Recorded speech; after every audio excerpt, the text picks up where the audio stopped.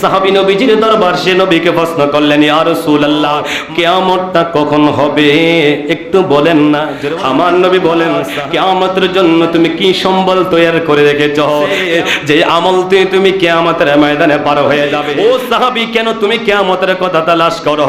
এবার সাহাবী চোখের পানি ছেড়ে দিয়া কয়, নবীজি, অধিক পরিমাণ নামাজ আমার নাই, অধিক পরিমাণ রোজা আমার নাই, অধিক পরিমাণ সদকাও আমার নাই, যে আমল দিয়ে আমি হাসরের ময়দানে পার হয়ে যাব। নবী কয়, সাহাবী রে, তাহলে কেন তুমি কিয়ামতের কথা তালাশ করো? সাহাবী এবার কয়, ইয়া রাসূলুল্লাহ, ওগো মাহের নবী, দয়ার নবী, একটা আমল আমার কাছে আছে নিকট পাবে। ইয়া রাসূলুল্লাহ, আমার জীবনের চাইতে গো আমি আল্লাহ এবং আল্লাহ রাসূলকে বেশি ভালোবাসি।